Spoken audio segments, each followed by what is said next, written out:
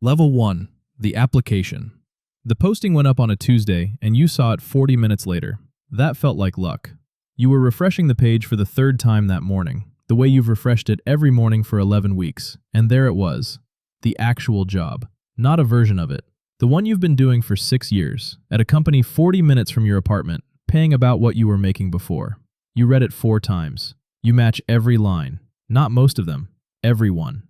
The application takes 80 minutes. Not because it's difficult, because you upload your resume, and then the system asks you to type the contents of your resume into 11 separate fields. One job at a time, month and year, supervisor name, reason for leaving. The parser fills 2 of the fields wrong, and you fix them by hand. There's a question near the end asking you to describe a time you overcame an obstacle. Minimum 200 words. You write 300. You rewrite it twice. There's a salary expectation field that will not accept a blank. You sit with that one for a while. Too high and you're screened out. Too low and you've negotiated against yourself before anyone has read your name. You put a number in. You will think about that number again in 6 weeks. You hit submit at 11:40 p.m. The confirmation email arrives in 9 seconds. Thank you for your interest. Due to the high volume of applications, we are unable to respond to every candidate individually. 9 seconds. Nobody read anything in 9 seconds. Here's what you don't know, sitting there at 11:40 with your laptop warm on your legs. Your application was scored before you closed the tab. Your years of experience were converted to an integer. Your job titles were matched against a list. You used the phrase, managed a team of 4, and the posting said, led cross-functional initiatives. And those are the same thing everywhere on Earth except inside the system that just read them. You do this 11 more times that week. The first rule. You weren't rejected. You were parsed. And a parser cannot tell the difference between someone who can't do the job and someone who described it in the wrong words. Level 2. The screening call. 19 days later, one of them answers.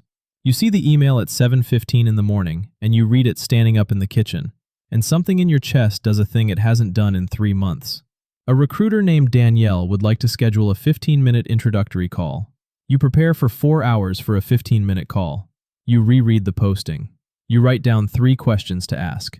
You put on a shirt with a collar even though it's a phone call, because you've read that it changes how you sound, and at this point you'll believe anything. Danielle is friendly and reads from a document. She asks what interests you about the role. She asks you to walk her through your background. She asks about your notice period. She does not ask a single question that requires her to have read your resume. And about 6 minutes in, you understand that she hasn't, and that this is not laziness. She has 40 of these calls this week, and the resume is a file she'll open if you make it to the next round. She asks the salary question. You give the same number you typed into the field. There's a pause of maybe half a second on the line. You have replayed that half second many times since, and you still don't know what it meant. At minute 13, she says the team is reviewing candidates and someone will be in touch either way. Either way. You hold on to that. Either way means there will be an answer. 9 days pass. You send a polite follow-up. It's 4 sentences and you edit it for 20 minutes. Nothing. You check the posting. It's still live. You refresh your email at hours when there is no reason to refresh your email. Then, on day 12, a different email. The team would like to move forward. And the relief is so complete, so physical, that you don't notice what you've just accepted. You've just been trained. 12 days of silence followed by good news teaches you that silence is survivable, that waiting is the correct behavior, that you should not ask again. The second rule. The silence isn't an accident and it isn't rudeness. It's the cheapest possible way to keep 40 candidates warm while a decision is made about one. Level 3. The technical. The next stage is a take-home exercise. They estimate 3 to 4 hours. It takes 11. Not because you're slow, because the brief is ambiguous in 2 places, and you have to choose an interpretation and then defend it. And you can't ask a clarifying question because the person who sent it will read the question as a deficiency. So you do it both ways and pick one at 1 a.m. on a Sunday. The exercise is a real problem. That's the part you notice. It's not a puzzle. It's not a hypothetical. It's a genuine thing this company is dealing with, described in enough detail that you can see the shape of their actual system. You do a good job. You know you did a good job. You submit it and then, 4 days later, you sit through a 90-minute panel where 3 people ask you to explain your reasoning while typing notes into a shared document you can see the edge of but not read. One of them is clearly interested. He follows up on something you said and the conversation goes somewhere real for about 4 minutes and you can feel it. The actual thing. Two people who do the same work talking about it. The other two have their cameras on and their attention elsewhere. Here's the arithmetic nobody puts in the posting. 80 minutes on the application. 4 hours preparing for a 15-minute call. 11 hours on the exercise. 6 hours preparing for the panel. 90 minutes in it.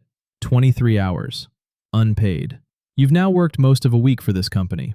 You have solved a real problem for them and they own the solution. And if this ends today, they will keep it. And that is legal and standard and nobody involved thinks of it as anything at all. The third rule. The process isn't testing whether you can do the job. It's testing how much of the job you'll do for free before anyone commits to paying you. Level 4. The final round. 4 candidates left. They tell you this, which is meant to feel like an honor. The final round is a conversation with the hiring manager. It goes well. It goes better than well. You talk for 55 minutes of a scheduled 45, and at the end he says he's enjoyed this, and he isn't the type to say things he doesn't mean, and you can tell that too. He asks when you could start. You say 2 weeks. He says good. You drive home and you allow yourself, for the first time in 4 months, to picture it. The commute. Where you'd park. What you'd say when you told people. That night you look at your bank account and for once the number doesn't frighten you, because you can see the end of it. 12 days of silence. Then a call. An actual call, which you take standing in a hallway with your heart going. They've decided to move forward with another candidate. He's sorry. He wants you to know it was extremely close and that this was not a reflection of your ability. He offers to keep you in mind for future openings. And the thing is, he means it, and it means nothing. And both of those are true at the same time. You ask, because you've decided in advance to ask, was there anything specific? There's a pause. He says the other candidate had experience with one particular system that would shorten the ramp-up time. That's it. That's the whole thing. A tool you could learn in 3 weeks, weighed against everything else, decided the outcome. You thank him. You say you appreciate the call. You mean that part. Then you stand in the hallway for a while. 23 hours became roughly 35. 4 months became 4 months and nothing. And the worst part isn't the loss. It's that there is nothing to correct. No mistake to fix. No answer you'd change. No version of you that performs better next time. You did everything right and the outcome was decided by a line on someone else's resume. The fourth rule. At the final stage, you are no longer competing against a standard. You are competing against a stranger, and you will never be told enough about them to learn anything from losing. Level 5. The posting. 6 weeks later, you're refreshing the page the way you do every morning. The job is back up. Same title, same team. Same 40 minutes from your apartment. The posting date says yesterday. You sit there for a long moment trying to work out what it means. Maybe the other candidate declined. Maybe they're expanding the team. Maybe he left. You will never know which. That's the point. You will never know. You read the description again and you notice something you didn't have the eyes to see 4 months ago. The requirements are broader than the job. They always are. The posting asks for 8 years and lists 12 tools. And the person doing the work needs 5 years and uses 4 of them. That gap is not an error. A broad posting produces a large pool. A large pool produces a favorable comparison. And a favorable comparison is what a hiring committee needs in order to feel confident about the person they were already going to choose. You think about the exercise. It's still on their servers. Somebody may have used it. You think about the salary number you typed at 11:40 p.m. before anyone had read your name, and how that number followed you through every round like a price tag you'd written on yourself. You think about Danielle's half-second pause, and you understand the shape of the thing for the first time. Not as cruelty, because nobody in it was cruel. Danielle was doing her job. The hiring manager called you personally when he didn't have to. The 3 people on the panel were busy because they were doing the work of the person who hadn't been hired yet. Nobody in this story did anything wrong. It just cost the company almost nothing to run this process, and it cost you 35 hours, 4 months, and something harder to name that doesn't come back quickly.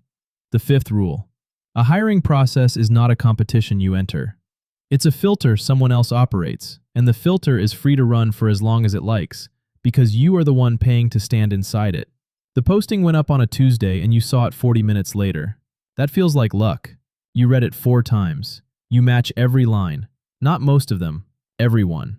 The application takes 80 minutes because you upload your resume and then type your resume. 1 job at a time, month and year, supervisor name, reason for leaving. There's a salary expectation field that will not accept a blank. You sit with that one for a while. You hit submit at 11:40 p.m. The confirmation email arrives in 9 seconds.